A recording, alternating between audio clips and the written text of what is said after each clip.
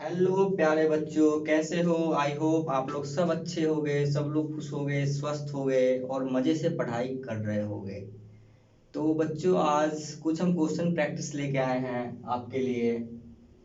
Question इस प्रकार है, देखते हैं। देखिए, point A lies on line segment P Q joining P and Q in such a way that P A upon P Q equal to 2/5। If the point A lies on the line 3x plus ky plus 1 equal to 0, find the value of k। अब धीरे से समझते हैं इसको क्या है। कहता है एक पॉइंट ए है, lies on the line segment P Q. एक लाइन सेगमेंट है पी क्यू, एक लाइन सेगमेंट है पी क्यू।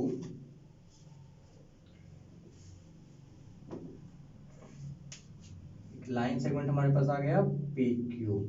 ठीक, इस पे एक पॉइंट कह रहा है ए लाई कर रहा है, ए जगह पे कोई पॉइंट आ गया आपका, ये ए कोई पॉइंट आ गया।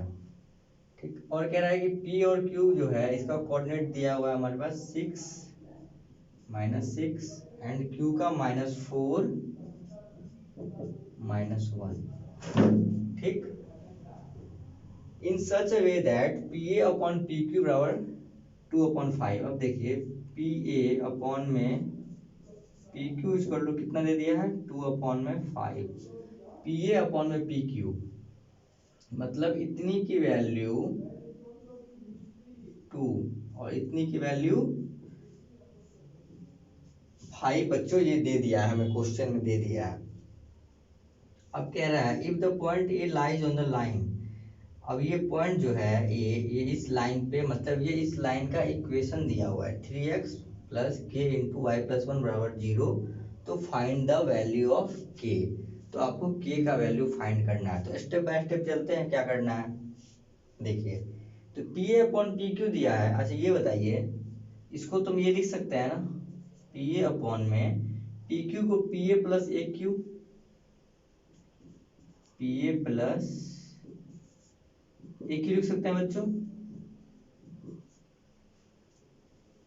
आई होप आपको समझ में आ रहा होगा। ठीक, अब ये बताइए बच्चों कि पी ए जब 2 है तो ए क्यू क्या होगा।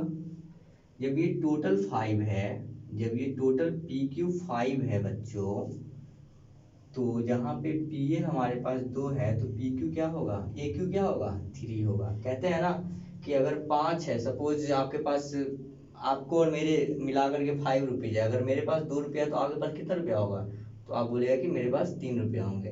तो वैसे ये पूरा लाइन बराबर 5 है, इसकी वैल्यू 5 है, मतलब ये लाइन 5 सेंटीमीटर का है और ये पी ए जो है 2 सेंटीमीटर का है, तो ए क्यू कितने का होगा, 3 सेंटीमीटर का होगा। ठीक, तो यहाँ से हम क्या बता सकते हैं, पी ए बटा में P A plus A Q बराबर क्या हो जाएगा, 2/2 + 3। तो यहाँ से बच्चों हमारे पास आ गया पी ए की वैल्यू 2 और ए क्यू की वैल्यू 3। मतलब ये लाइन जो है ये m/n के रेशियो में बट गया, जहाँ पे m की वैल्यू 2 आ गई और n की वैल्यू क्या आ गई, 3 आ गई आपके पास। क्योंकि एक्चुअल में ये दिख नहीं रहा है, इसलिए थोड़ा सा आपको कंफ्यूजन हो सकता है। इसको मैं थोड़ा बड़ा कर देता हूँ, ठीक ना।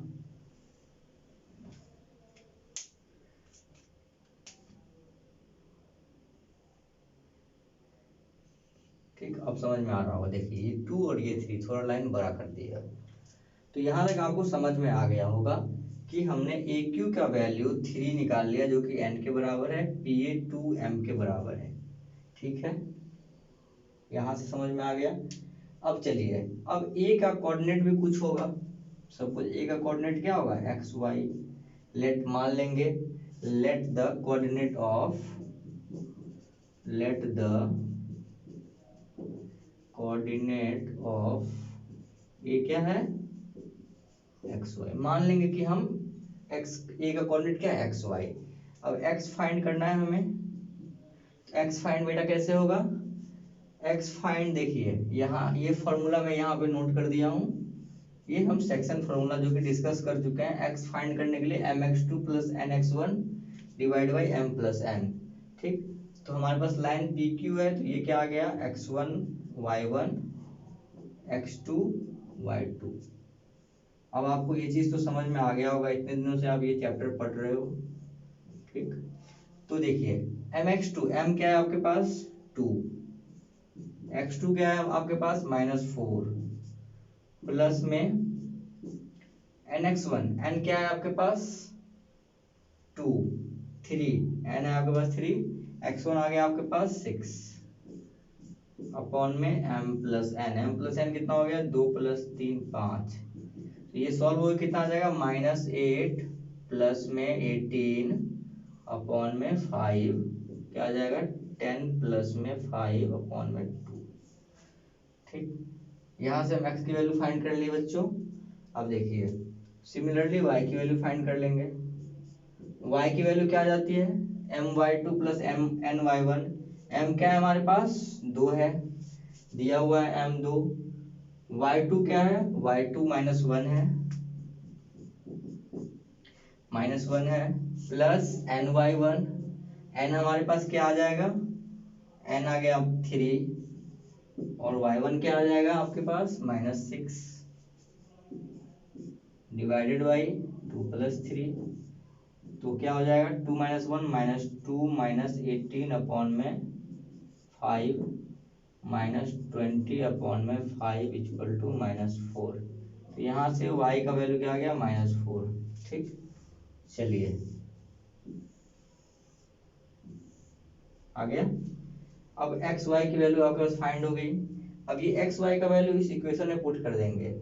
बोल रहा है क्या कि ए जो है ये इक्वेशन को सेटिस्फाई करता है। इक्वेशन क्या है हमारे पास 3x प्लस के वाई प्लस 1 बराबर 0। तो जब ये इक्वेशन इस लाइन को सेटिस्फाई कर रहा है तो इस लाइन का कोई भी पॉइंट इस इक्वेशन को क्या करेगा सेटिस्फाई करेगा। ये समझ में आ रहा होगा आपको, लिनियर इक्वेशन में आप पढ़े भी होंगे या मैं पढ़ाऊंगा तो आपको अच्छे से समझाऊंगा कि जब ये लाइन इस इक्वेशन को सेटिस्फाई कर रहा है तो इस लाइन पे किसी भी बिंदु पे जो पॉइंट होगा, जो कोऑर्डिनेट होगा एक्स वाई का, वो इसको सेटिस्फाई करेगा।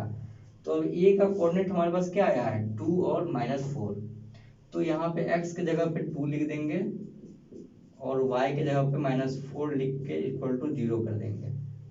तो 6 प्लस के इंटू -4 के, सॉरी यहाँ इसको सॉल्व कर लीजिए इसको, -4 + 3 -3 के, -4 + 1 -3 इंटू के, -3 के बराबर 0।